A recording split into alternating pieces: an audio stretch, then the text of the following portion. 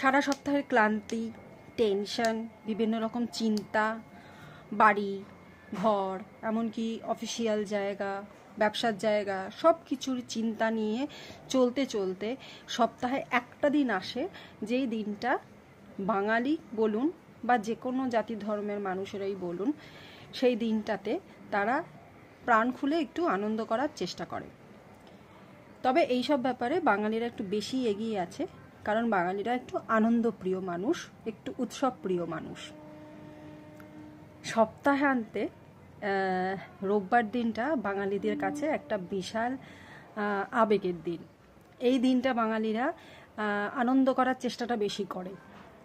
শনিবার দিন রাত্রিবেলা থেকেই তাদের মনে একটা আনন্দ চলতে থাকে, কারণ পরের দিন সকালে ওঠার তাড়া থাকে না, একটু দেরি করে শুলেও অসুবিধা নেই, এমনকি সকালবেলা উঠে একটু ঢিলেমি দিতে দিতে কাজ করলেও অসুবিধা থাকে না। যদিও অনেক সময় কাজের পাহাড়টা রোববার দিন বেশিই পড়ে, কারণ বাড়ির গৃহিণী বা মহিলারা তাদের রান্নার ধুমটা একটু বেড়েই যায়, যেহেতু বাড়ির কর্তারা, ছেলেরা, বাচ্চারা সবাই বাড়িতে থাকে।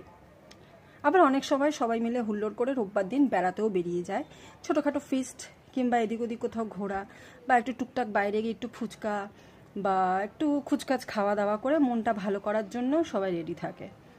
তাই রোববার দিনটা বাঙালিদের জীবনে একটা বিশাল আনন্দই এনে দেয়।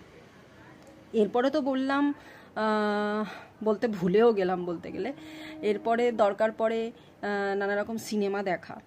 আগে যেরকম হলে গিয়ে গিয়ে সিনেমা দেখা হতো, এখন তো বাড়িতে বসেই সিনেমা দেখার সুবিধা হয়ে গেছে নানা রকম মিডিয়া মাধ্যমে।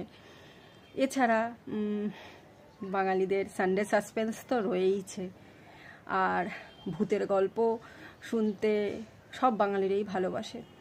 তাই যত রাতই হোক বা দিনের বেলাই হোক, ভূতের গল্পও তারা শুনতে রেডি থাকে। নাচে গানে গল্পে রোববার কেটে যায়।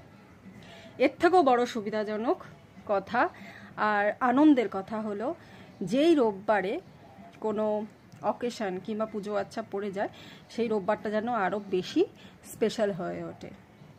আজকের এই রোববারটা যেমন একটা স্পেশাল রোববার, আজকে রথযাত্রার দিন। তো আজকের দিনটাও বাঙালিদের কাছে একটা আনন্দ করার দিন, একটা স্পেশাল দিন। তাই সবাইকে রথযাত্রার অসংখ্য শুভেচ্ছা জানাই। আর দেখতে থাকো ব্লগ, কেমন লাগছে অবশ্যই অবশ্যই জানিও কিন্তু।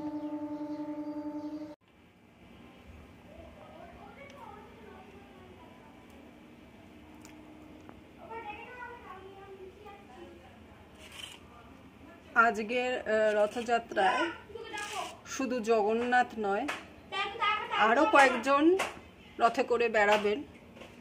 এই যে এনারাও রথে করে বেড়াবেন, সঙ্গে খাবার দাবারও দেওয়া আছে,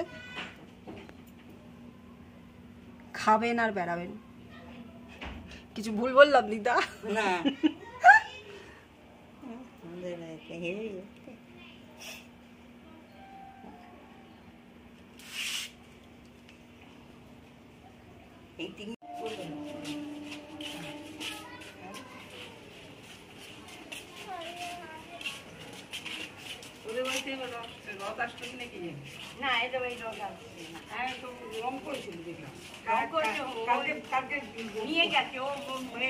কি বলছো?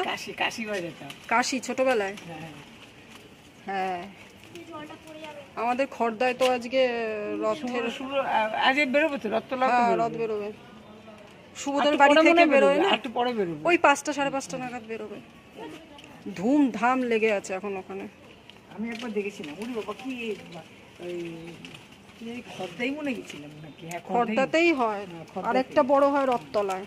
ওরে বাবা কি সব ডান্সে আনন্দ করছে। দেখো বউ আছে, এখানে বউ আছে।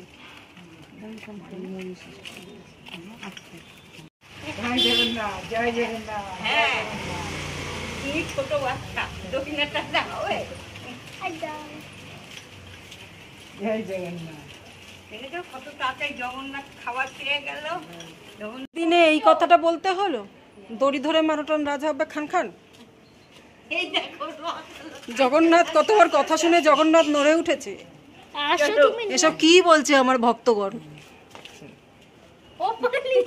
যা, জগন্নাথকে পড়েই গেছে তোমাদের টানাটানির ঠেলায়। দাঁড়াও, রাখো। হায় জগন্নাথ, কি অবস্থা। হ্যাঁ,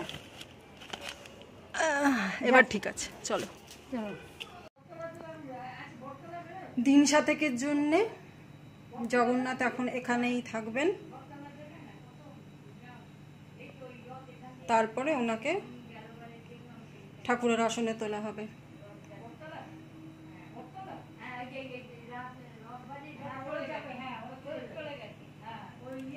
টিভিতে এখন রথযাত্রার উৎসব দেখানো হচ্ছে পুরীর জগন্নাথ দর্শনের সাথে সাথে, সেটাই এখন সবাই হুল্লোড় করে দেখছে। তোমাদের দিনটাও ভালো কাটুক, আজকের সন্ধে এবং আগামী সপ্তাহটাও ভালো কাটুক এই রথযাত্রার হাত ধরে। সবাই খুব ভালো থেকো, সুস্থ থেকো।